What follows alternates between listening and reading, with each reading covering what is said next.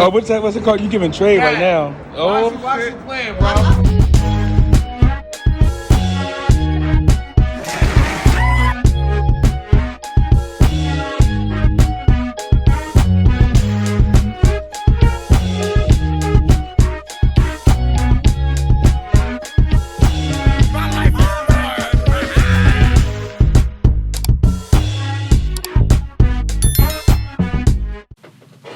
Finally, I have arrived. You all have been asking for it forever. Well, here it is. It's my podcast, people. Upfront with Trey Real.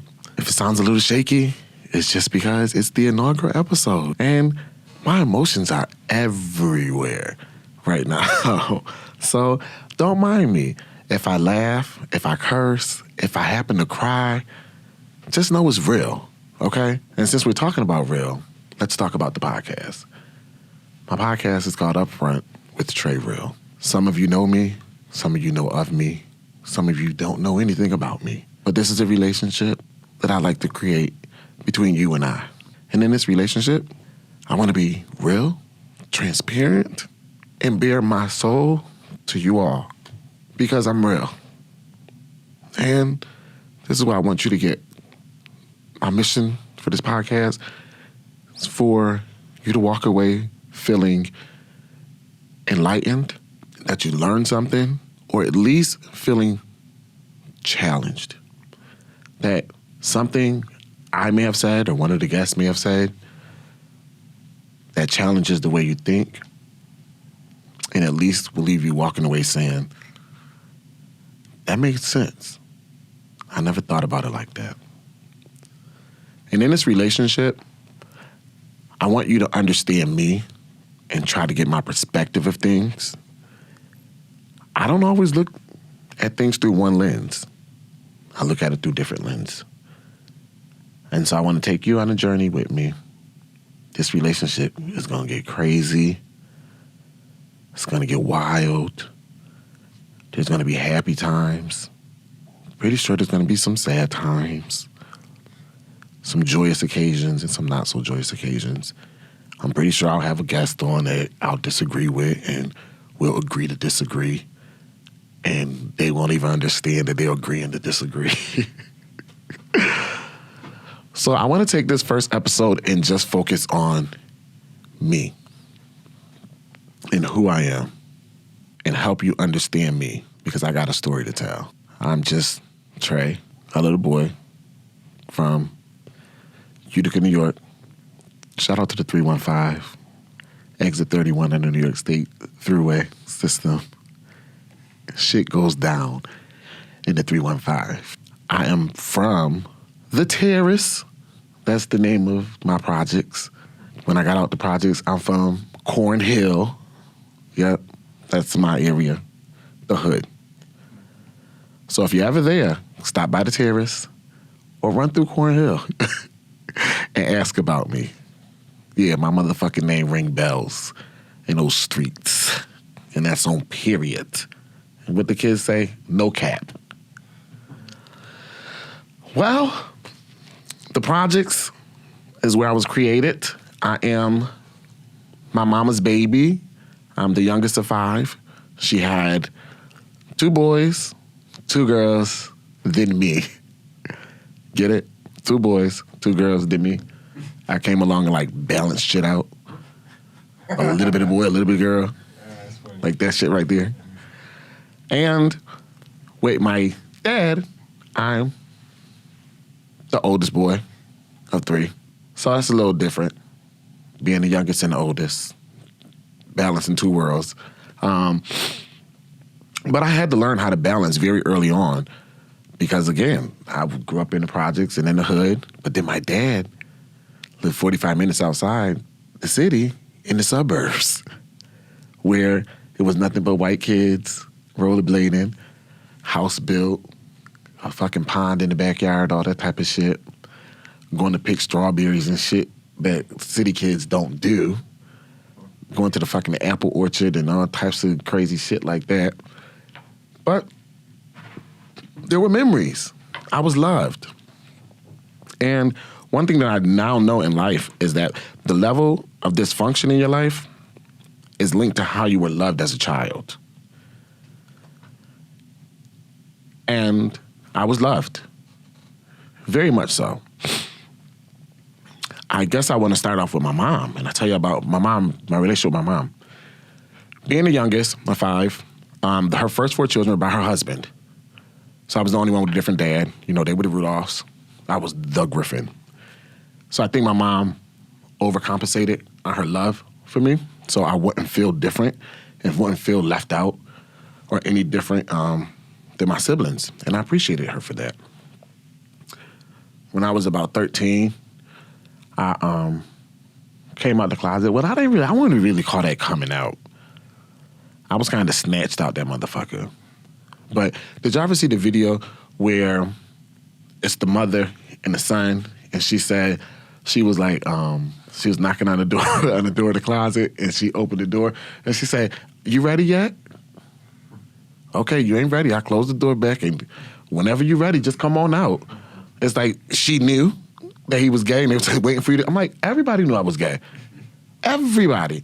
When I was growing up, me and my sister 2 years old. We're 2 years apart. My sister, Ange, oh my God. Ange, I love you, I love you, I love you, I love you. I promise I love you, girl. Don't cuss me out, don't kill me, girl. But she was a tomboy. She was a stone cold tomboy. She played basketball. She ran with the niggas, and I ran with the girls. She was over there playing tackle football with them niggas, and I was over here playing double dutch with the girls. In the projects, dead ass. And people say, I was so bad. I was so bad. I had so much mouth. You couldn't tell me shit. I was grown as your grown ass. And then people would say, get mad. Get your little gay self out of here. And then people used to say, me and my sister were so close in size, people would say that we switched. They used to think we were twins and we got switched in the fucking room.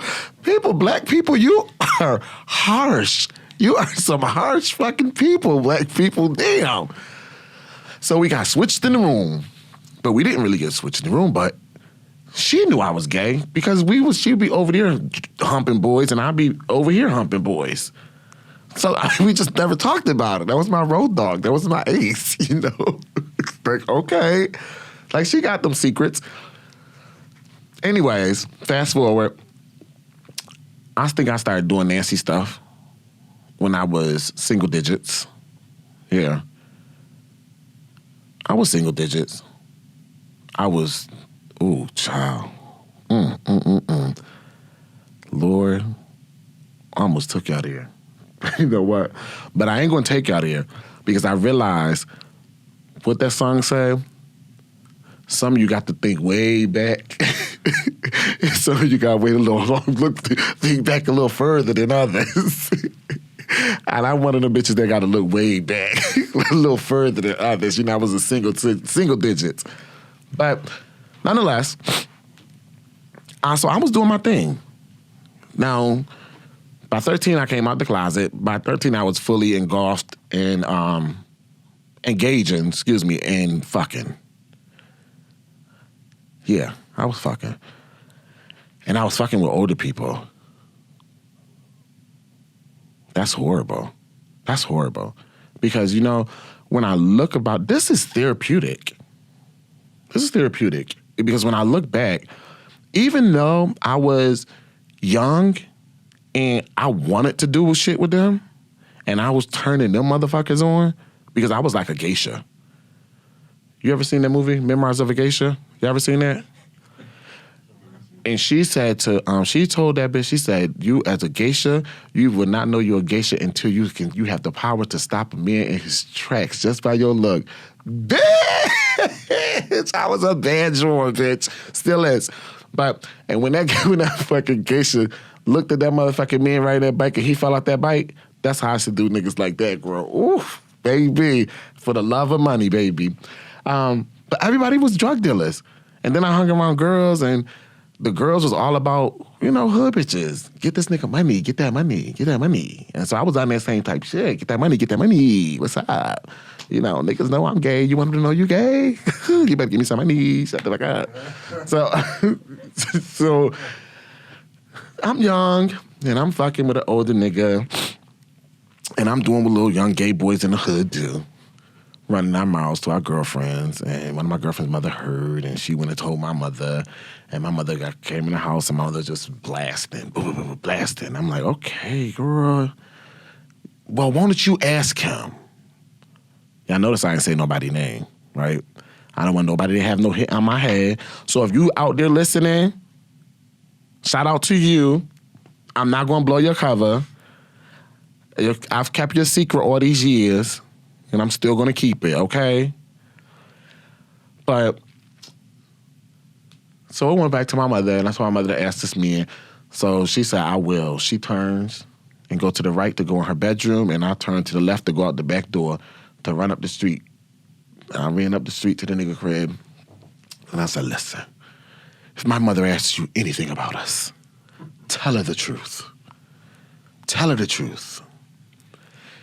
And baby, we went outside and we were sitting on that stoop, and I seen Miss Anjanette coming up the block, honey. Girl, I felt like I was in a scene from The Color Purple. Where's Celie at? Home fixing this feed, mister. Girl, she came down that block, and she had on a motherfucking moo-moo. She love a moo-moo, child. Now, this is black culture. Y'all know this. This is black culture. All my white friends out there that's listening, if you don't know what a moo-moo is, call your black friend and ask them to educate you on what a moo-moo is, okay? She had on a moo-moo, and she had on a long black trench leather coat. She came marching up the street like Sophia was running up that dirt road, or what's that girl? Suge was running up that dirt road to go stop Miss Celie. Miss Celie, now raise the look a bit, doll. You know, she was running, but she was coming up that thing, and she was smoking Newport 100s, and she would hit that cigarette. She up there, she's like,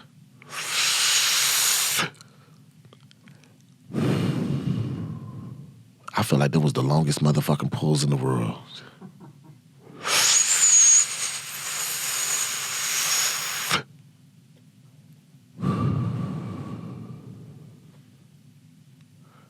I ain't gonna tell the nigga name, so we just gonna say Dede.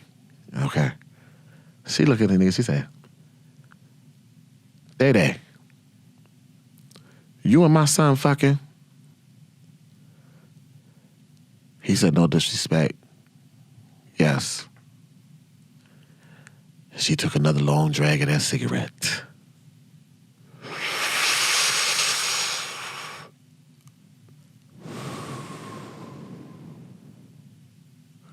And she flicked it. Baby, when she flicked that motherfucking cigarette, I can still picture her face. It was like something in her died. And the next thing came out her mouth was, fucking faggots. Somebody should put y'all in a football field, set y'all on fire, and bullwhip you. And she turned and walked away. I didn't notice then, but I know now that the look in her eyes and her face that I felt was death. I think she lost all her dreams and hopes, aspirations that she had in me. And I had become an immediate failure in her eyes. Because I couldn't do nothing right. No matter how much I tried, it never was good enough for her. And she called me a faggot every chance she get, any opportunity.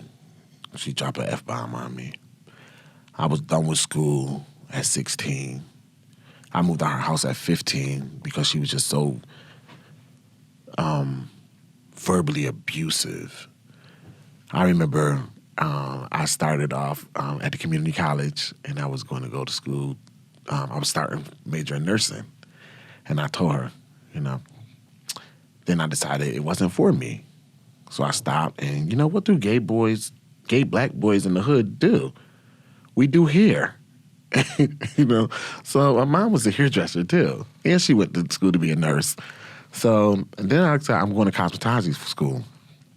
And she told me, she said, you want to be me so bad. You want to be me so bad. You could never be me. I don't care if you had all the money in the world and bought a pussy. You would never be me because it'd never bleed. That's what she told me. But it fueled me. It fueled me because it made me push harder.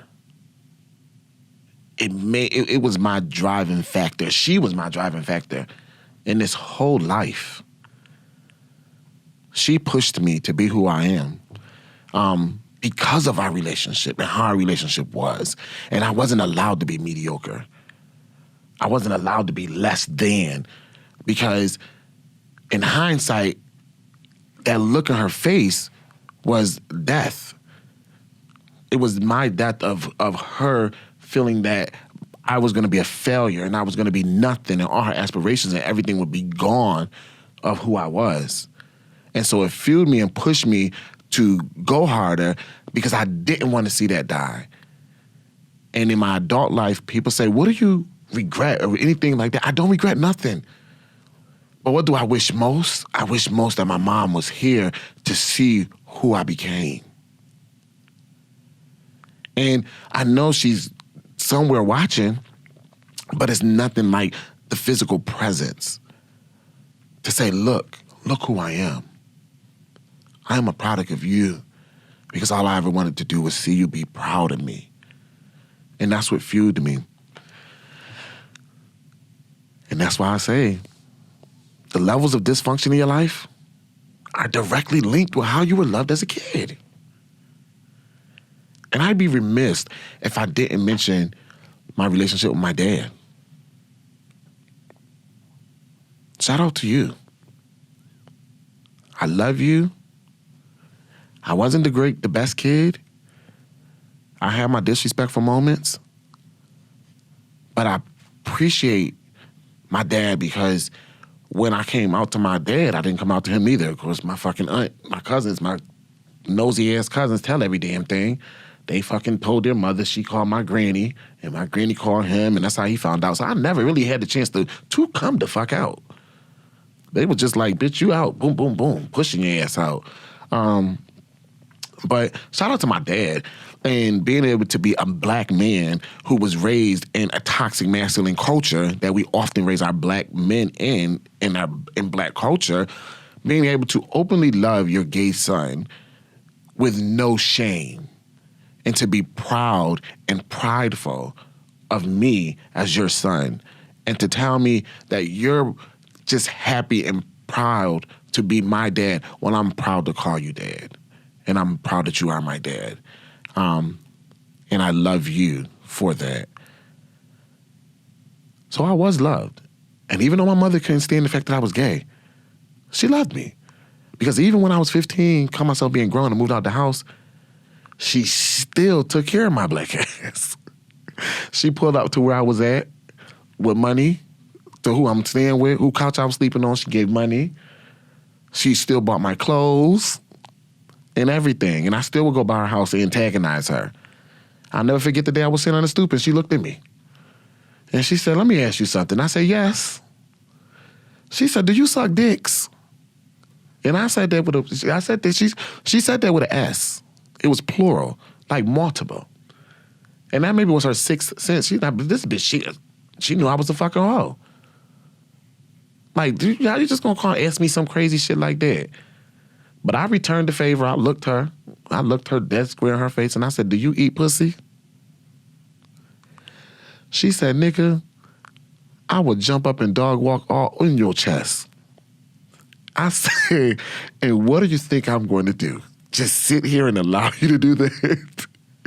I wasn't going to fight her, but I damn sure was going to call the cops as she jumped up and put her hands on me. We was going to fight. No, well, I was going to fight her. She was going to jail. I was going to press charges.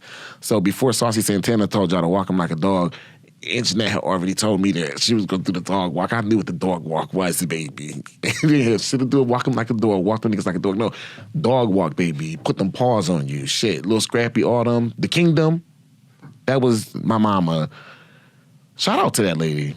Because an adult, I said, the crazy shit is you never get, I never went back and we never mended our relationship. We just kept going. And so we never built back that mother and son. We became like adult friends. Like that. And when I ever mentioned it to her, she said, I never said all that stuff to you. And then she said, well, I just called you what people was going to say in the streets. I was preparing you for the streets. Yeah, that was bullshit because people in the streets didn't call me faggots. They didn't call me faggots because I was Dave Rudolph's little brother. And that nigga name held weight in them streets. Wasn't nobody going to do shit. And I said, my mom got sick. And I was like, I had this resource. I'm going to move back to New York and mend this and talk and have this conversation with her. She was in the nursing home. And I realized, I said, something happened. I don't want to have resentment towards her. But when I walked into the nursing home and I seen her, and she said, everything that I thought that I wanted to discuss with her left. And I knew in that moment that she needed me most. And so I was going to be an example and be there for her like she should have been there for me when I needed her the most, when I felt like I was Drake's kid that he was hiding from the world because of how the world was going to treat him. I needed her to be my Drake, but she wasn't. So I became my own Drake, and I had to fend for myself. And it built this bitch Trey real shit. She told me all of that stuff to get me prepared for the world, but it prepared me for myself. And what it made me understand was that I am my own competition. But that's enough about me and my mom. And back in my New York days, let's talk about how I escaped New York. I escaped New York by joining the United States military. I joined the United States Army at a young, tender age of, I believe, about 18, 19, 20, somewhere around there. It was right after 9/11. Yeah, right after 9/11, I joined. I ended up getting stationed in Germany, but boot camp. I'm telling you about the military because I would not be me, this person that's sitting here talking to you, without the military. What made you want to go? What made me want to go? So me and my homegirl, shout out to Talisha Wright, wherever you are, girl. We talked about it. We talked about we was going to go on the buddy system and all this shit. And then I got scared because you can't be gay in the military. I ain't know nobody in the Army. I just know you can't be gay. So I backed out. She went in. I moved to Florida. I was doing my thing in Florida. And then I came back to New York, and she happened to be home. And she was showing me, like, videos of basic training and her book and stuff that they give you. And I was like, okay, And she was like, you will have fun. It was a gay boy. He was gay. And I don't know why people say gay, but he was gay. Like, and they ain't say nothing to him. They can't say nothing to him, So I was like, girl, for real? She was like, yeah, I'm going to Germany. And then I said, okay, girl. So I took my ass down there to the recruiters. Dumb self. But I went into the recruiter and I joined the motherfucking Army to be all that I can be. What was the slogan? All we're looking for is a few good men. Well, I was looking for the motherfuckers too. That was the Marines. Be all that you can be in the United States Army. So anyways, I went through boot camp. But boot camp was very, very challenging for me. It was challenging because, remember, okay, I started out fast as shit, okay? I started smoking cigarettes when I was 12 years old in the bathroom. and middle schools because I went to predominantly white schools all my fucking life. So the white boys used to be in the bathroom smoking cigarettes. And they were smoking Marlboro Reds. So they were just passing it around. You walk into the bathroom, it was just a puff. So I'm like, okay, let me puff it too. Nasty as shit. Listen, to anybody out there listening, do not fucking smoke cigarettes. Them shits are disgusting. They stink. They will kill you, okay? Shout out to me. I quit. Yes. After smoking for, I ain't gonna tell y'all. Because if I tell you how many years I was smoking, you bitches can do the math. And this ain't about the math, honey, right? Age ain't nothing but a number. What's the rest? Going down ain't nothing but a thing. Whew. My Lord, my God. So I went to the military, and it was very difficult because I started out young, so I was running the streets, I was partying. I'm talking about partying. Listen, when I was a teenager, like, the shit I've been through and the shit I seen, most motherfuckers ain't did this in a lifetime. I used to be in house parties where niggas was getting shot, but they shoot up the whole motherfucking party. They shoot up the whole fucking party, and my dumb ass is running, like, trying to get out the house, laughing. Like, I just had a nervous laugh. Whenever I find myself in nervous situations or bad situations, I laugh. And my friends be like, what the fuck is you laughing for? And I'm like, this nigga just got shot, yo. He just got shot. Like, yo, my man's just got shot. They just put him in the ambulance. He going to the hospital. Like, dumb shit like that. Like, people was getting trampled in parties, like, they boom, boom, boom. But I'm talking about our house parties, it ain't shit what they talking about house parties now. It's like, you emptied the whole motherfucking house, and the DJ was set up in the bedroom. So all the open spaces was open, and the kitchen was the bar. Where you go and get the drink and shit like that. I was, oh, my God, my God. Whew, I get excited just thinking about it. So I was doing all of this shit, ripping and running, all this shit, hanging the streets, running the streets, all of this stuff. I was grown. At 15, 16 years old, my friends were 30 plus. Those are the people I was running with. So now to go into the Army and to be told when you can eat, shit, and move, when you've been marching at the beat of your own drum since you was about 13, that's some crazy shit. I'll never forget, I was sitting in there, shout out to Drill Sergeant Harris, Sandy Harris, if you listen, girl, shout out to you, girl. But I was in there, right? And you couldn't sit on the washing machines, in the dryers. And if a drill sergeant walked in the room, you had to jump in. They say, Eddie's! And you had to jump up. And so her motherfucking ass walking there, Eddie's! And I guess I was getting up too low. I was taking too long to get up. And so she seen that I was sitting on the thing. And she said, all of y'all get out, get out, get out. Private Griffin, stand fast. And then she told my battle buddy, you, be his battle. She seen me, what you sitting up here? Dude, screaming, yelling at me, going off. And I'm just sitting there, parade rest. And it just hit me. And I'm looking at her dead in her face, and she telling me, when you're at parade rest, your eyes are supposed to be locked forward. Your head is locked forward, your eyes. And she's screaming at me, and she walking back and forth in front of me, and she gonna tell me to look at her. And so now I'm following her with my eyes. And then I say, I'm sick of this shit, bitch.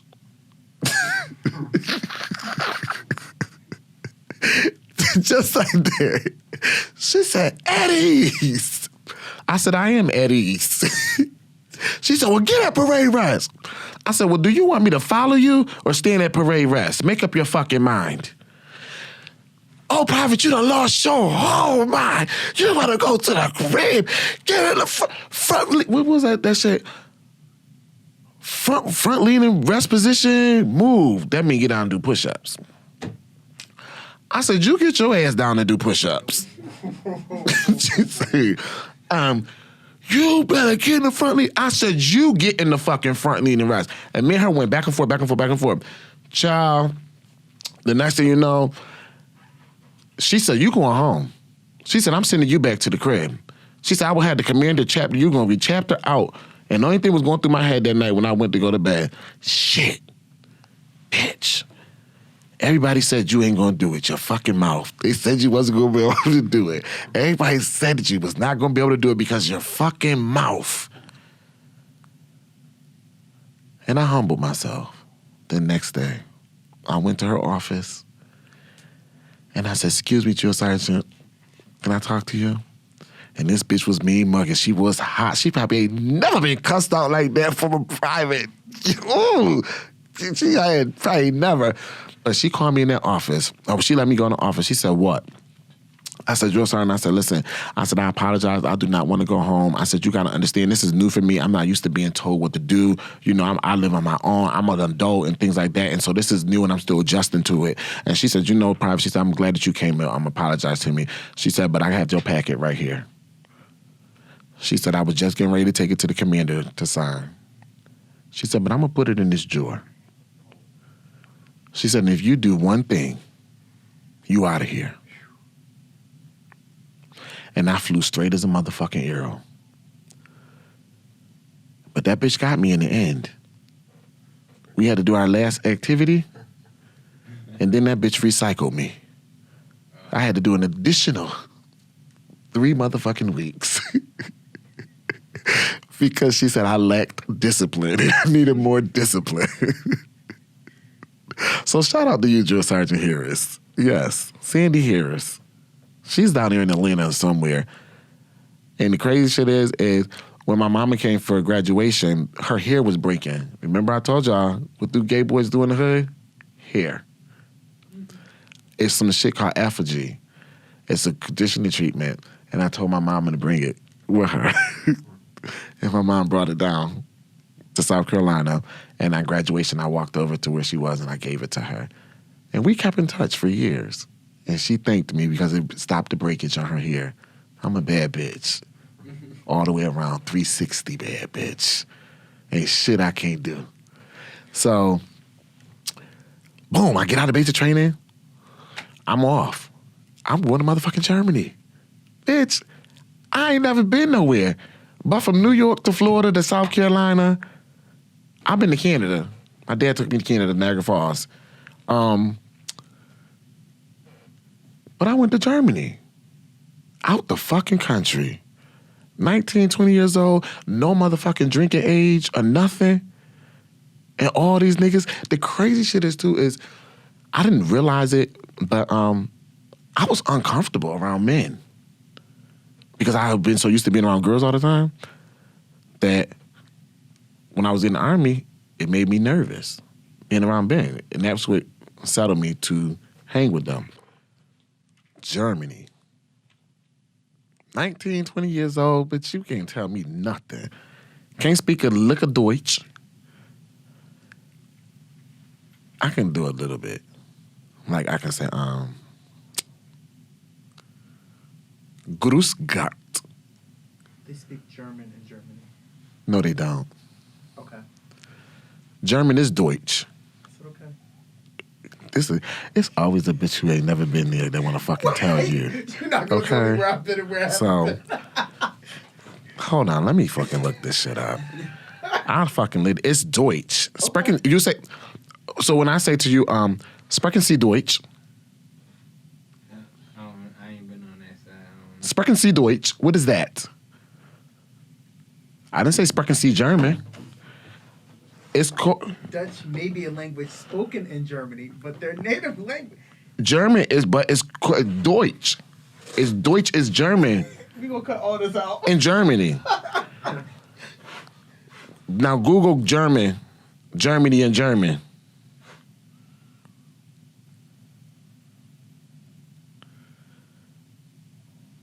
German and German. What? Thank you. Thank you. Thank you. Thank you. Thank you. Okay. Thank you. What does that say? The pronunciation for... It's Deutsch. Sprechen Sie Deutsch. Okay, that's how you say it. And then You heard it? Deutsch. Okay. What did I say? that's Deutsch. Something like that. What I'm saying, but all right. Listen, I ain't never been out there. You thinking I'm saying? Oh, you thinking I'm saying Dutch? The word, how you said the sentence was Right. the language that they speak in Germany is Dutch, and I was just correct. I said Deutsch. That's not but you get what I'm saying though. I get what you're saying. I get what you're saying. I understand where you're coming from. That the German word for German Is Deutsch. Is Deutsch, but that's not what you said. I wrote a film back. Nope. Can't speak a lick of Deutsch, Go ahead. so I can't speak a lick of Deutsch. That's what I said. Okay. Okay, did I say Dutch? Oh, that one that came off right. I know I ain't say no motherfucking Dutch. Okay. Anyways, I can't speak a lick of Deutsch, okay? After living there all this time, because it's just not a beautiful language. But, you know, I can walk in and say the basics, like, sprechen Sie Deutsch? Grüß Gott. Ich liebe dich. I make it sound pretty, but it's really not pretty. It's like, really,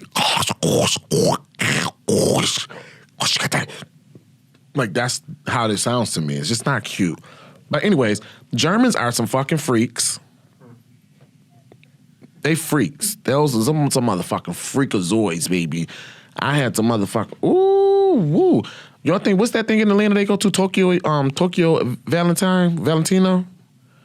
Y'all never heard of that? Y'all heard of that? Oh, don't y'all go down to Atlanta asking about no motherfucking Tokyo Valentino. And if you own Tokyo Valentino, whatever the shit is, bitch, I want my money for this free promotion, okay?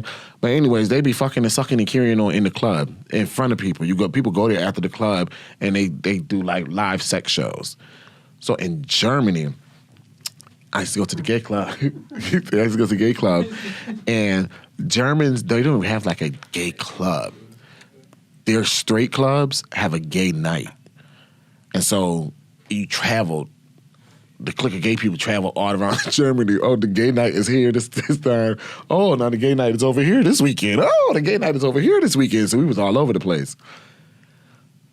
But they had a dark room. So you be in a club, and this is the doorway right here. You'll see a doorway, and you can look in that door. You be on the dance floor dancing and carrying on, and then there's a door right here, and it's pitch black, like pitch black. But so I can go in there, right? And when you go in there, you feel people touching you, your hands, and they reaching for you and stuff. And all you hear is, it's all you hear. But you can't, it's pitch black in there. You can't even see your hand in front of your face. So you don't know what's touching you, who touching you, or nothing. So what I used to do some asshole shit. Yeah, I used to do asshole shit.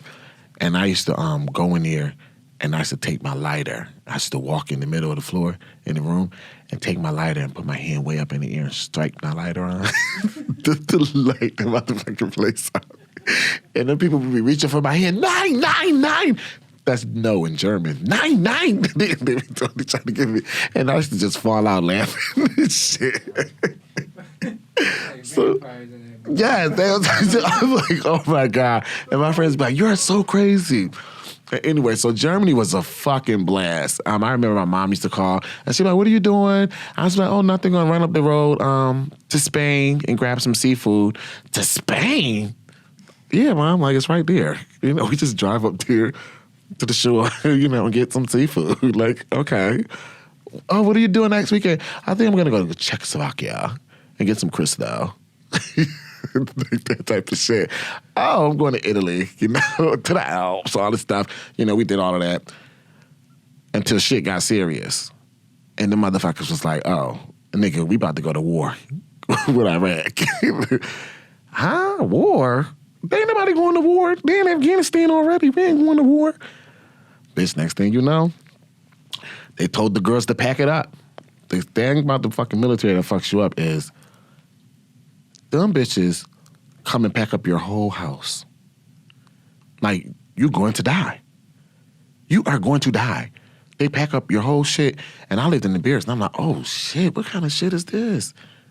That means in the movers that pack our shit up, that means we're not coming back. Oh, my God. And they're like, oh, no, it's just because while you're gone, we've been getting new soldiers in, and they live in your room. And so when you come back, you're going to get a whole nother place. And I'm like, okay, child, whatever. But me, I had all these pictures of my gay experience and stuff like that.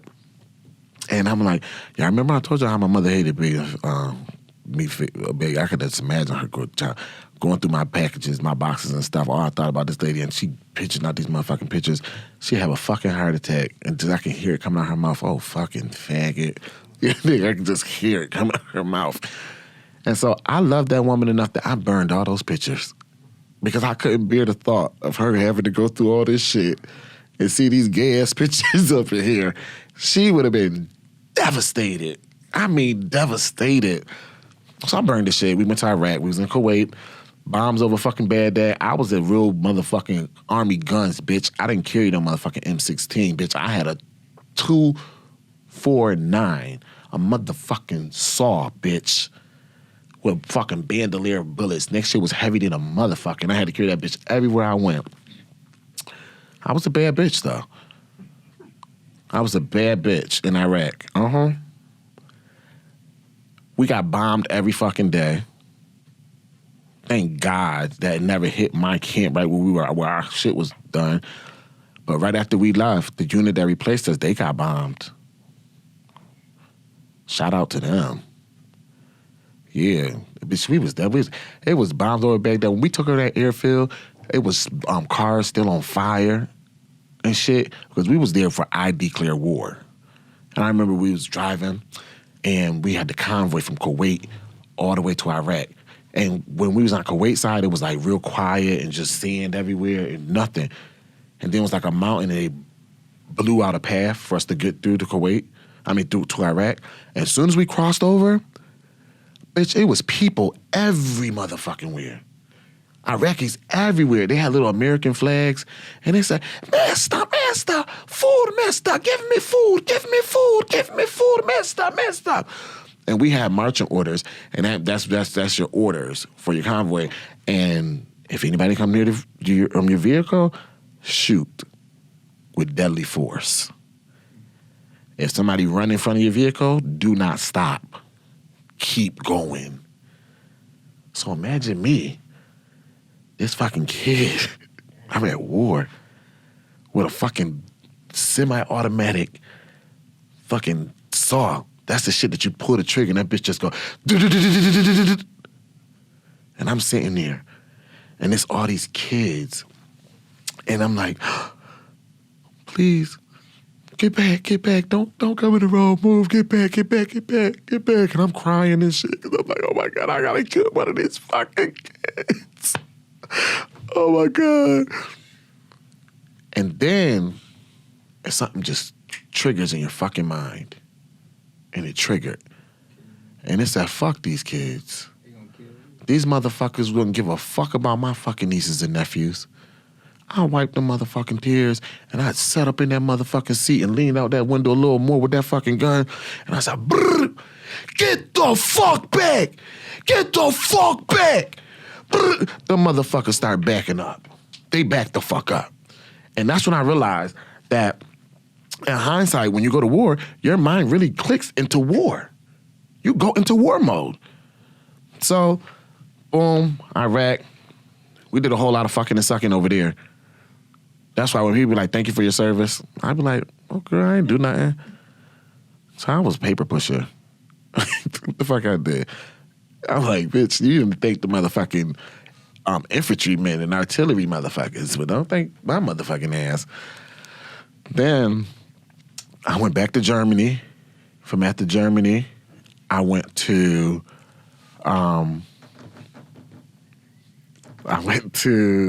Afghanistan. But you know what? No, there's something very significant. I cannot leave Iraq yet. Let me take y'all back to Iraq with me.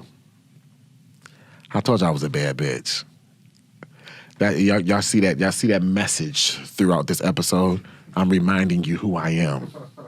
Okay? So I was fucking with this motherfucker. This man was married. Shout out to my squad leader if you're listening. Hey, Jody. So this man had a wife and children and all this shit. And he was a fucking freakazoid. But he was a fucking freakazoid because he wanted to see me fuck a girl.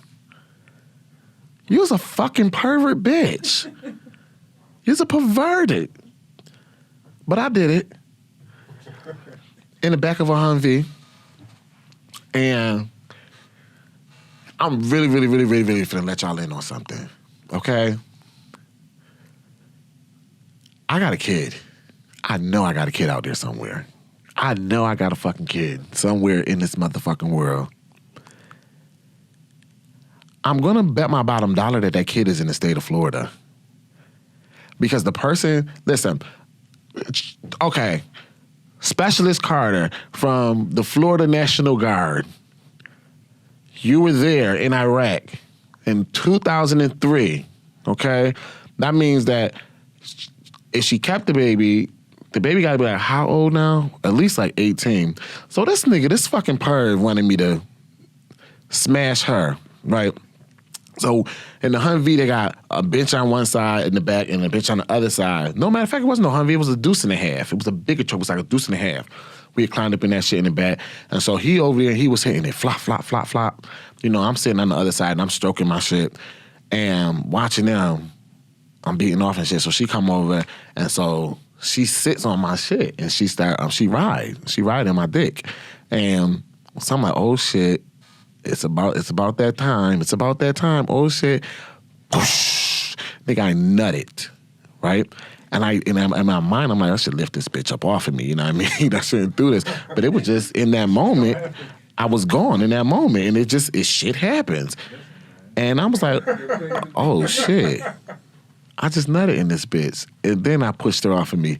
Like, bitch, the shit is done. You know? It is done. What Law said, fucking legendary. I did what needed to be done, okay? So, few weeks go by, more than a few weeks. Next thing you know, she come down and she like, oh yeah, I'm going back. I'm like, you going back for what? She like, I'm going back, I'm pregnant. And I'm like, oh shit, you know, you pregnant by such and such. And she's like, yeah, because it was a nigga that she was fucking regularly out there. Being a gay, being a homosexual that I am, I never dawned on me to think like, nigga, that may be your kid. Because that experience was just like, oh, okay, it was like, it's not memorable to me. What the fuck? I don't want to remember fucking this bitch, but I was thinking about getting to that nigga. You understand? So I did what needed to be done to get to the nigga. So in hindsight, I'm like, yo, that's my fucking kid. So if it's a little 18-year-old nigga out there, you got good curly hair, good skin, you know what I mean, smarter than a motherfucker, chances are, dude, I'm your dad.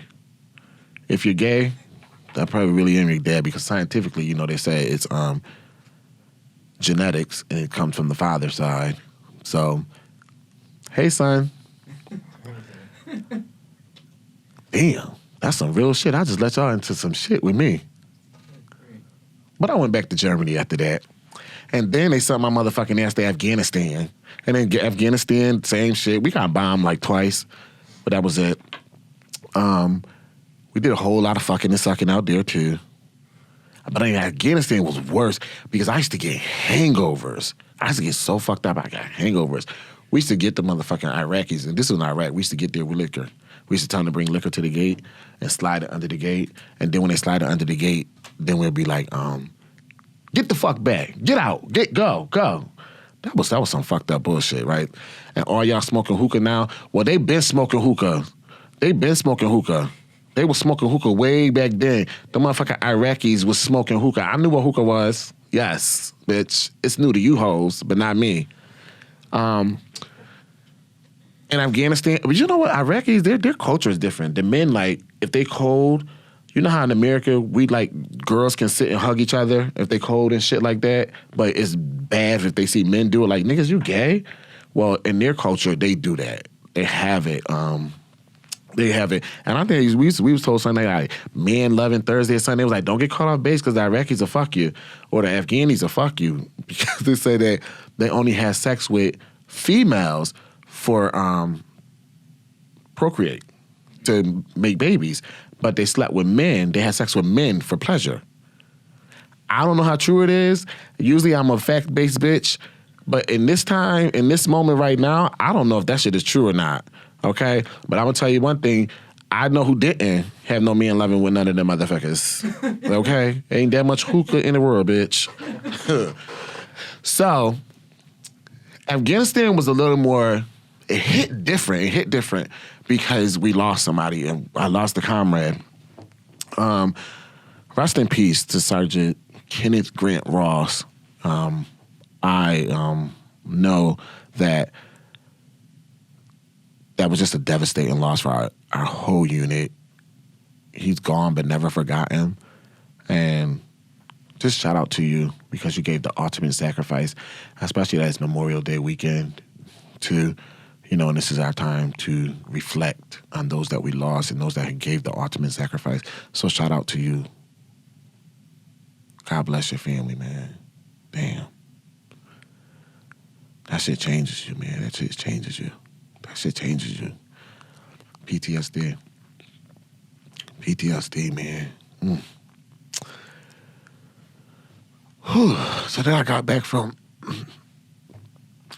Afghanistan, and crazy shit is when we come back from war and you get back to your normal base, you gotta go through what they call reintegration, and you gotta be reintegrated into civilian life. And it's a 7-day integration process, and you're confined to the post, and you can't go off the post until your 7th day, and then we can take these classes and all this stuff and to reacclimate you and say, remember I said your mind snaps into war? They got to get your mind to snap out of war and realize that you're back. And these are regular people. These are regular humans. They're not here to kill you. So my 7th day, I get a call, and I'm like, they come in and they say, oh, Sergeant Griffin, you have a Red Cross message. So when your family wants to get a message to you in the military, they send it through Red Cross, and Red Cross locates you.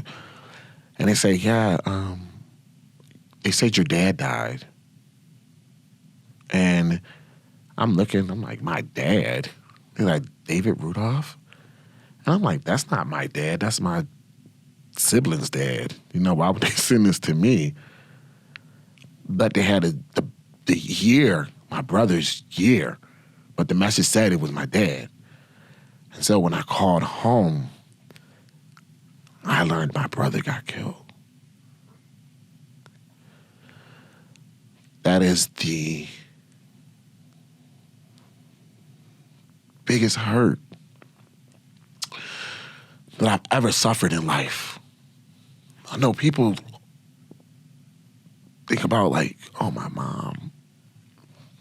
You wasn't sad when your mom died? Yeah, I was sad. But I had a lifetime to prepare for my mom to go. I think as a child, we all understand that one day we will have to face the inevitable and bury our parents. We prepared a lifetime for that, and our parents prepare us for that by the things that they teach us, the memories that they make with us and they create. But to unexpectedly have a sibling taken, you don't expect that. I expected to grow old with all my siblings, for us to have kids and grandkids that play with each other, and for us to be old and say, watch out, you better be careful now. Don't maybe knock your cane out from underneath you. But all of that was taken. And it leaves a void. It's left a void in my life. My brother was like my everything. He was our constant father figure. He was the one that kept us draped and drip. New clothes, sneakers, all this shit, the freshest shit. His name held weight. The reason I never was called no faggots or bullied in the street is because, that's Dave Rudolph, little brother. That's Rudy, little brother. Time does not heal all wounds. It teaches you to cope. It teaches you how to cope when you use those memories to make you smile. I remember one of my brother friends sharing with me, when we was in Afghanistan, they do the commercials during the holidays.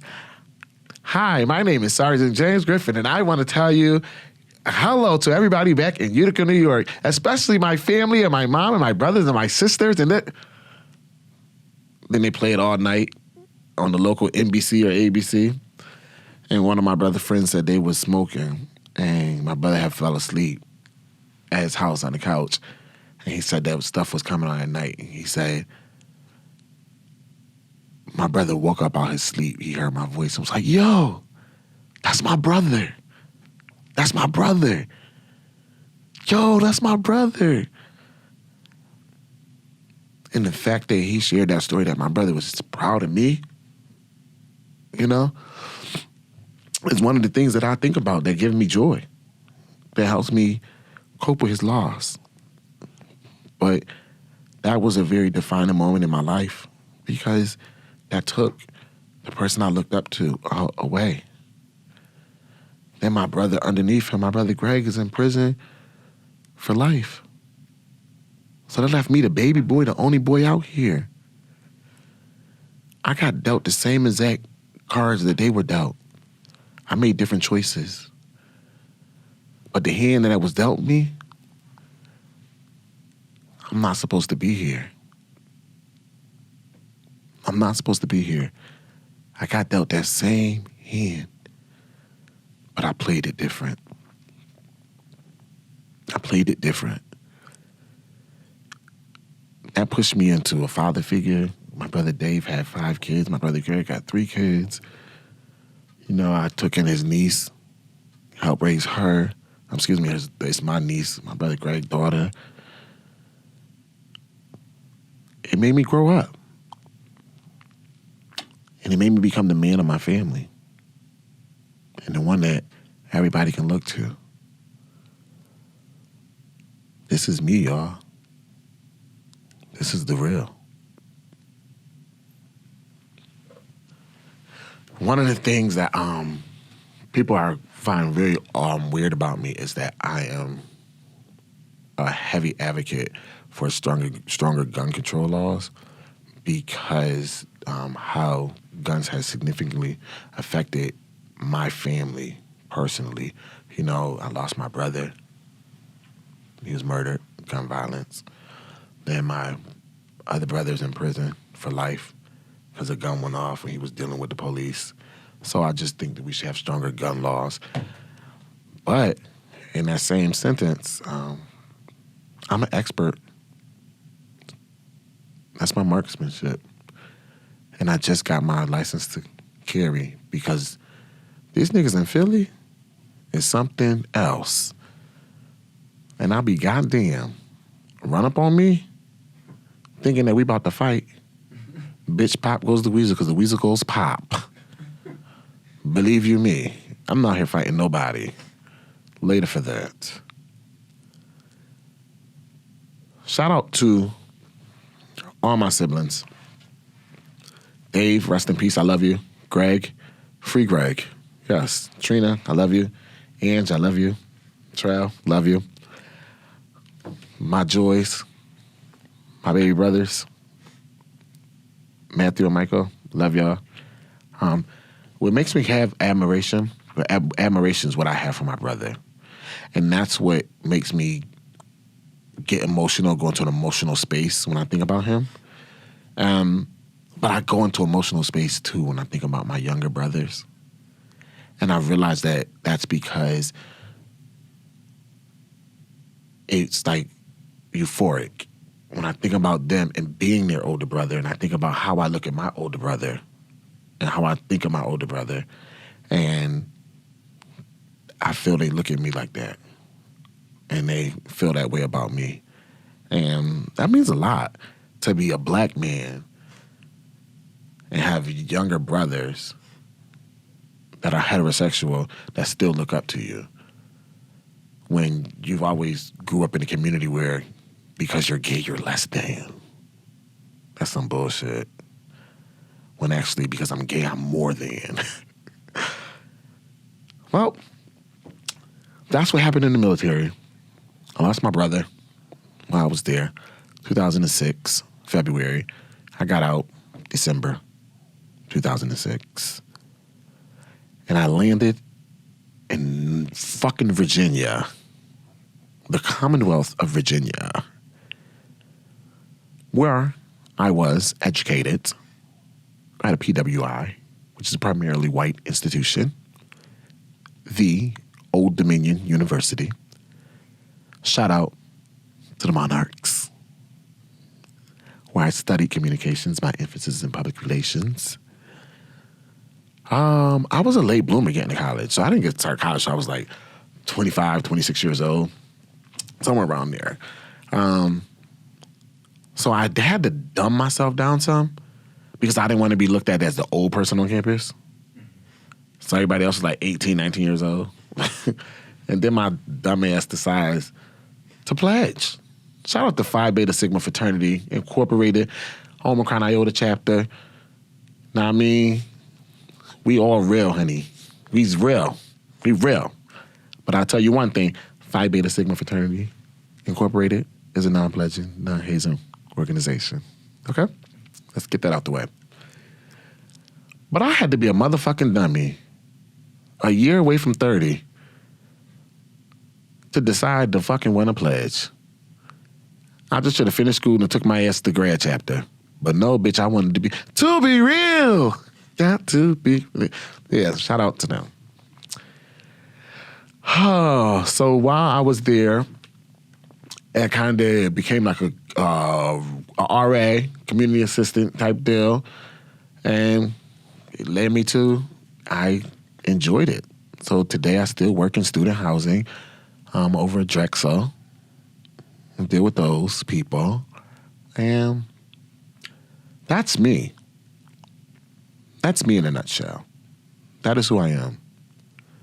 Let me tell you something else about me. Something that's very, very, very, very, very important to me. Friendship. If you have my friendship, you have something great. I promise you that. You have something great. That is not a word that I use lightly, but people throw it around like it's nothing. That's a whole nother episode within itself. But that's me. That's me in a nutshell. I come from the Church of God in Christ. You cannot join in. You must be born again. My great-grandfather started the church. When he died, my grandfather became the pastor. Then when he died, we had a pastor for like a year or two. Then he died. The Lord took him home. And my uncle became the pastor. And today my uncle is still the pastor. My family is all on the West Coast in Cali. So I frequent the Bay. Shout out to the Bay. Bay Area. It's town business. Yeah, okay. Real shit. Them motherfuckers is hood over there. They is hood. And you need a lot of money to live out there too. You need a lot of money. So I'm just saying, I come from good motherfucking stock. Shout out to them. Hey y'all, can y'all send me a little something? Y'all got my Cash App. Y'all know my birthday coming up. But anyway. Listen. I hope that y'all got something from this. I hope that you understand me a little better. I wanted to do this because going forward, as you listen to future episodes and as we go on this journey in our relationship together, I want you to understand my perspective. I said, what the fuck? Oh, that's why he think like that. Or that's why this is like that. This is how you do a relationship.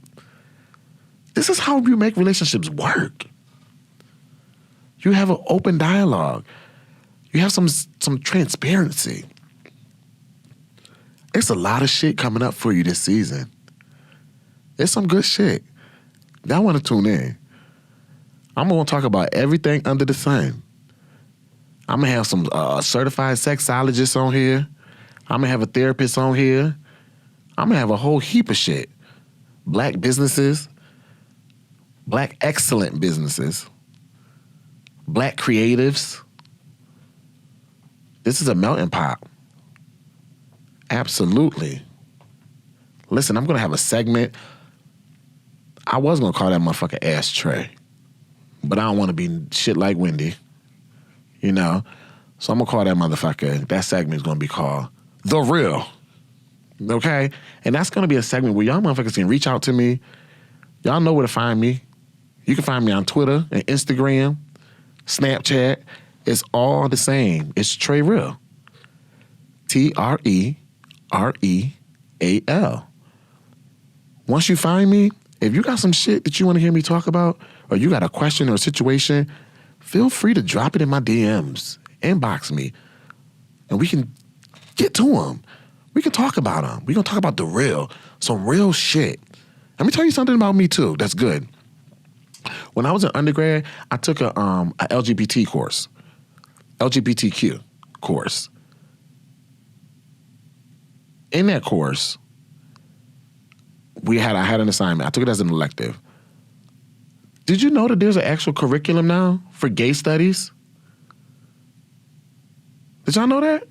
Yeah, there's an actual curriculum. Just like there's a curriculum for women's studies. So you actually get a degree in it. For African Americans. Yeah, African American studies. So there's one. So I took an elective in gay studies.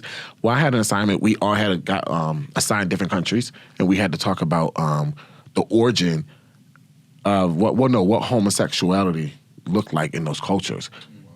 Ironically, I ended up with America, but I had to discuss the Native American culture. And what I learned was the Native Americans, they have homosexuals. Of course they have homosexuals. Everybody has homosexuals. They don't call them that, though. They call them two-spirited. And they're revered as elders in their communities, in their tribes, because they're said to possess two spirits, the spirit of a man and the spirit of a woman. And so they're elevated to elders because they're able to go back and between the both. So I'm two-spirited. I'm going to give you some shit from a female perspective, and I'm going to give you some shit from a nigga perspective. Ratchet, classy, bougie, ghetto. See? There's two sides of me. I'm a Gemini. We're going to talk about, girl, when you got to leave that man. Nigga, when you need to step your game up. So we got a lot coming. So tune in. I'm glad you're here. Stay here. Stay in my tribe. And I'm thinking of you all the time. Just know one thing. When you enter the room, don't come with no fake shit. Don't come with no fake shit. Because it's the real. Period. Trey Real out.